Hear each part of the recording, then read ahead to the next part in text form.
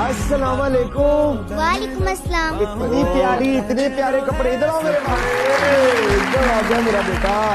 मैं टच कर सकता हूँ, इजाजत है? जी जी जी बेटा, क्या नाम है? मंतिशा। मंतिशा, क्या कहना चाहती है? मैं आपको एक शेर सुनाना चाहती हूँ। सुनाओ सुनाओ बेटा सुनाओ। कैसे बताऊँ मैं तुम्हें, मेरे लिए तुम कौन हो?